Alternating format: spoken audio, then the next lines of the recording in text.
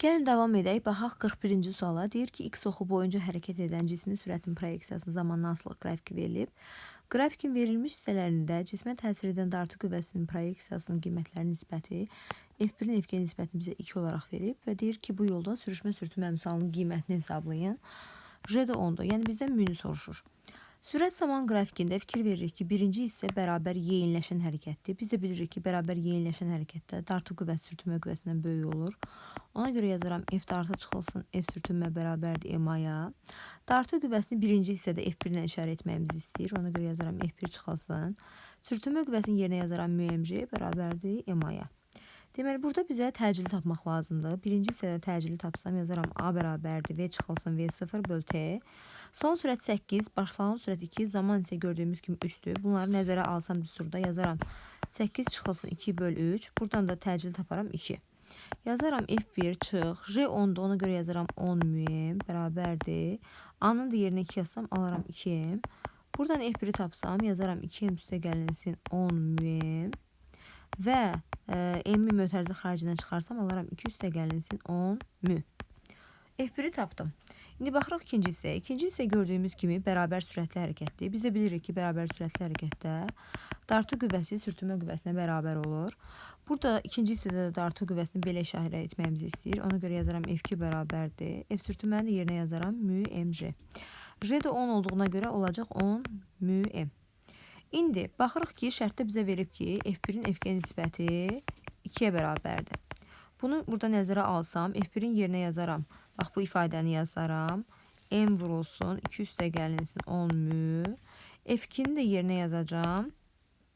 Deməli, yuxarıda aldığımız bu ifadəni 10 mü. Bərabər edəcəm 2-yə.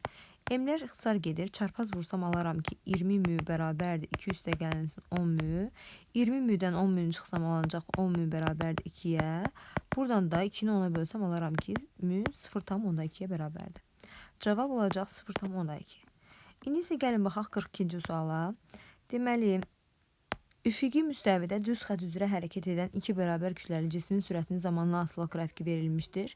Cisimlərə üfüqi istiqamətdə yönəlmiş eyni dartı qüvvəsi təsir edir. Diqqət edirik, dartı qüvvəsi eynidir, kütlələr eynidir və birinci cismə sürtünmə qüvvəsi təsir etmir. İkinci cisimlə səth arasındakı sürtünmə əmsalı 0,2-dir. Cisimlərin təcillərinin ədədi qiymətini hesablayın. J də 10'dur. Uşaqlar, gəlin əvvəlcə burada təcilləri tapaq. Bilirik ki, təcil V çıx V0 böl T-dir. Birinci cisim baxırıq. Birinci cismin son sürəti 3V0, başlanğıc sürəti 2V0-dır. Ona görə yazaram 3V0 çıxılsın 2V0. Zaman isə hər iki cism üçün gəlin bir T deyək. Deyək ki, zaman hər ikisi üçün bir T-dir. Bu da eləyəcək V0 bölünsün T. İndi gəlin A2-ni tapmağa çalışaq. Baxırıq, yavaşlayan hərəkətdir. Son sürət V0'dır, başlanğıc sürət 2V0'dır. Ona görə yazaram V0 çıxılsın 2V0 böl T. Burada da taparam mənfi V0 böl T. Amma şərtdə deyib ədədi qiymətini hesablayın. Yəni A1 ilə A2 gördüyümüz kimi ədədi qiymətçi bir-birinə nədir? Bərabərdir. Ona görə A1 A2-yə bərabərdir və onları da bərabər elədim bir A-ya. Təcilləri tapdıq. İndi deyir ki, dartı qüvvələr də bərabərdir. Birinci cismə də sürtünmə qüvvəsi təsir eləmir. Deməli, normalda əvəzləyici qüvvə üçün yazardım F əvəzləyici bərabərdir MA. Burada mənim sadəcə bir dartı qüvvəm var. Yəni, əvəzləyici qüvvənin yerinə sadəcə bir yazıram F bərabərdir MA. Burada dartı qüvvələr də bərabərdir. F1 F2 bərabərdir, o da bərabərdir F-ə. Həmçin kütlələr də bərabərdir. Onu da şərtdə veribdir. İndi baxıram ikinci cismə. İkinci cisim görürəm ki, bərabər yavaşlayan hərəkət edir. Yəni, sürtünmə qüvvəsi dartı qüvvəsindən böyükdür. Ona görə yazaram F sürtünmə çıxılsın F dartı bərabərdir MA-ya. F sürtünmənin yerinə yazaram MG, çıx. Dartı qüvvəsi dedim ki, hər ikisində eynidir. Və mən dartı qüvvəsini artıq birinci cisim üçün tapmışam ki, MA-ya bərabərdir. Ona görə dartı qüvvəsinin yerinə yazaram MA bərabərdir MA-ya. Buradan da yazaram MG bərabərdir 2 MA-ya. M-lər getdi. Münü verib 0,2, J-yə vurdum. J də 10'dur, yəni 0,2 vurulsun 10 bərabərdir 2A-ya. A da bərabərdir 1-ə.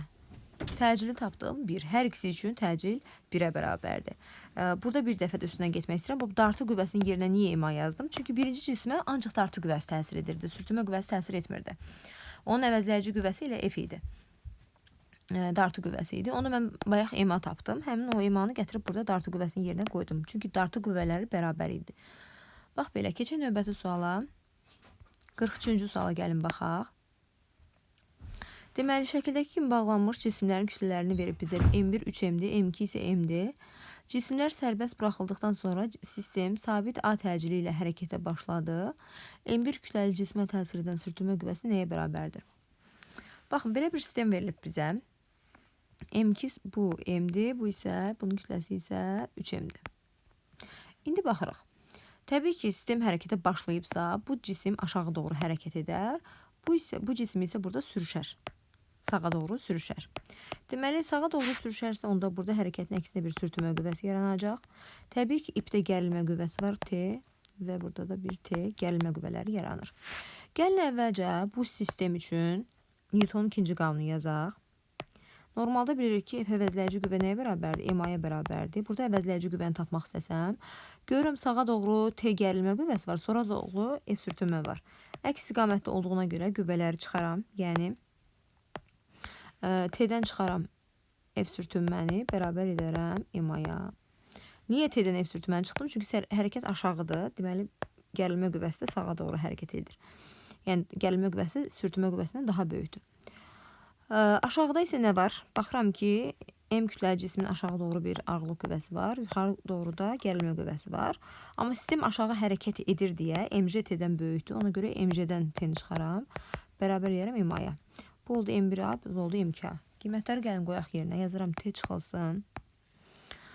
F sürtünmə bərabərdir. M1 bizdə gördüyümüz kimi 3M-dir. Yazaram 3MA.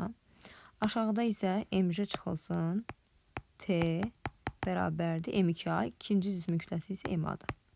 Belə bir sistem tənliyi alınır. Hətta gəlin alt-alta yazaq bunları. T'lər alt-alta olsun. Deməli, buradan alaram ki, mənfi T üstə gəlinsin MJ bərabərdir MA-ya. Tərəf-tərəfə toplasam, alaram ki, MJ çıxılsın F sürtünmə bərabərdir 4MA-ya. Buradan da sürtünmə qüvvəsini yazsam, yazaram ki, MJ çıxılsın 4MA-ya. J'ni də 10 verib, onu da yazaq yerinə 10M çıxılsın 4MA-ya. M-i də çıxartsam, mötərizə xaricinə alaram ki, deməli 10 çıxılsın 4A. Bu şəkildə saxlayıram. Hətta J'ni heç açmaya da bilərdim. Bilmirəm, arxada necə veriblər, belə də saxlaya bilərdim. M vurulsun, J çıxılsın 4A. Yəni, təcil filan verilməyib, tapılmayıb deyə elə belə də saxlayırıq.